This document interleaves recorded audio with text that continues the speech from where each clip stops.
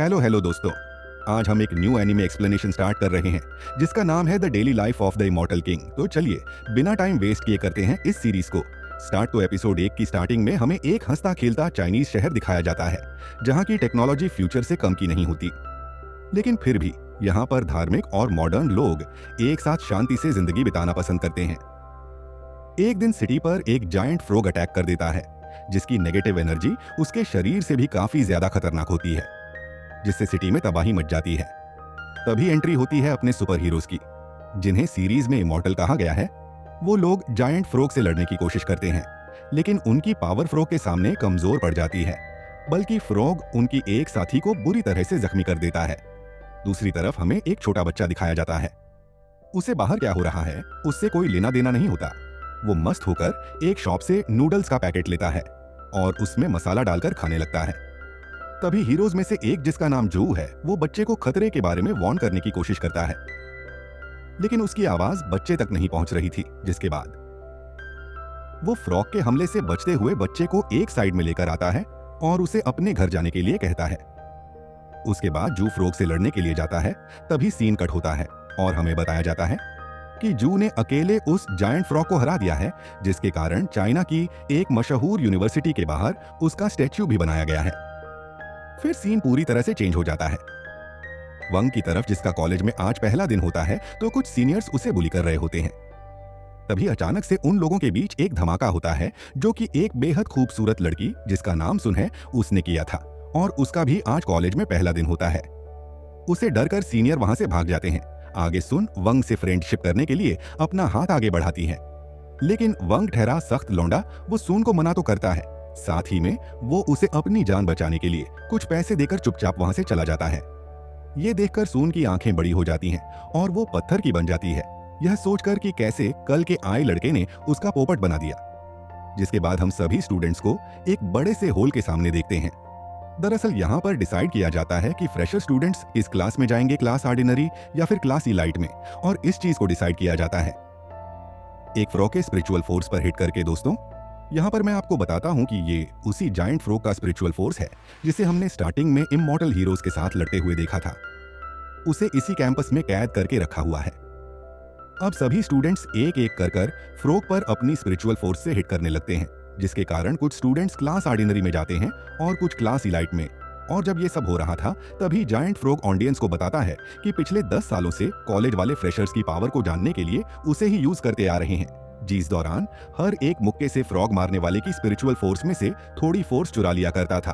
और इस साल उसके पास इतनी स्पिरिचुअल फोर्स आ जाएगी कि वो अपने आप को कैद से छुड़ा सके। इसके बाद सुन अपनी पावर को टेस्ट करने के लिए अंदर जाती है और वो सभी लोगों को अपनी पावर का नमूना दिखाते हुए फ्रॉग को इतनी जोर से हिट करती है कि फ्रॉग कुछ कदम पीछे चला जाता है। इसे देखकर मिस्टर वंग, जो सभी स्टूडेंट्स पर नजर रख रहे थे, वो भी हैरान हो जाते हैं और सुन क्लास इलाइट में सिलेक्ट हो जाती है। इसके बाद वंग की बारी आती है। वो अंदर जाते हुए सोचता है कि ऑर्डिनरी क्लास में सिलेक्ट होने के लिए उसे सिर्फ 400 पॉइंट कलेक्ट करने होंगे, और फिर जैसे ही वो फ्रॉग को हिट करने के लिए अंदर जाता है, तब फ्रॉग उसे देखकर डर जाता है और कहता है कि ये यहाँ पर कैसे आया। तभी हमें फ्लैशबैक दिखाया जाता है। जब जू जायंट फ्रॉग से लड़ने के लिए जा रहा था, तभी फ्रॉग ने उसे एक ही झटके में मारकर दूसरी तरफ फेंक दिया था। तभी वहां पर एक बच्चा आता है जो अपने नूडल्स का पैकेट लेने के लिए एक ही किक में जायंट फ्रॉग को मार गिराता है, और वो बच्चा और कोई नहीं बल्कि वंग था। इसीलिए प्रेजेंट में वंग को देखकर जायंट फ्रॉग की फट रही होती है, क्योंकि उसकी स्पिरिचुअल फोर्स बाकी स्टूडेंट से काफी ज्यादा हाई होती है। आगे वंग जायंट फ्रॉग को काफी हल्के से मुक्का मारता है, लेकिन उसके इतने हल्के मुक्के से भी फ्रॉग की हालत काफी खराब हो जाती है। वो अपनी जगह पर पलट गया था। इसे देखकर बाहर खड़े लगभग सभी स्टूडेंट्स हैरान हो जाते हैं कि जिस लड़के के बारे में हम लोग सोच रहे थे कि वो काफी वीक है, उसने एक ही मुक्के में जायंट फ्रॉग की स्पिरिचुअल फोर्स को खत्म कर दिया।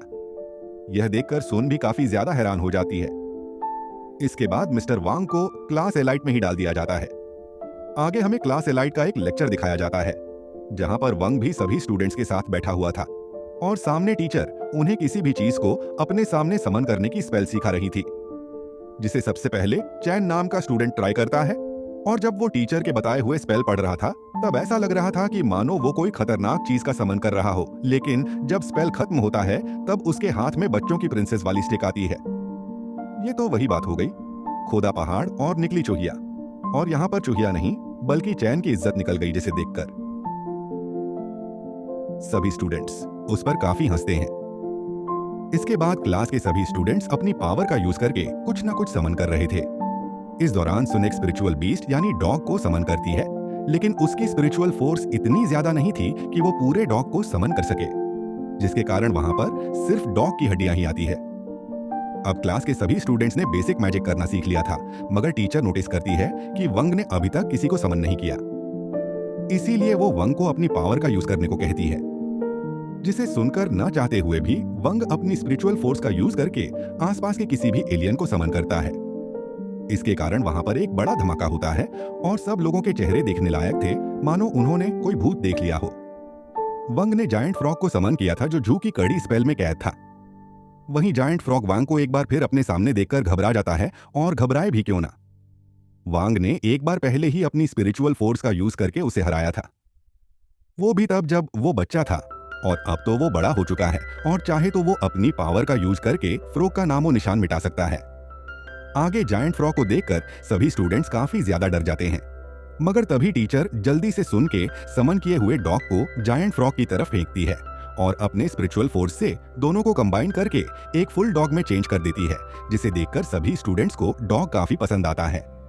लेकिन ये सब जायंट फ्रॉग जो डॉग में बदल गया था उसे जरा भी पसंद नहीं आता। तभी वांग क्लास से बाहर जाने लगता है, जिसे देखकर टीचर समझ जाती है कि वांग कोई आम बच्चा नहीं है, क्योंकि उसकी स्पिरिचुअल फोर्स बाकी बच्चों से काफी अलग है। और फिर इसी के साथ हमारा एपिसोड खत्म होता है।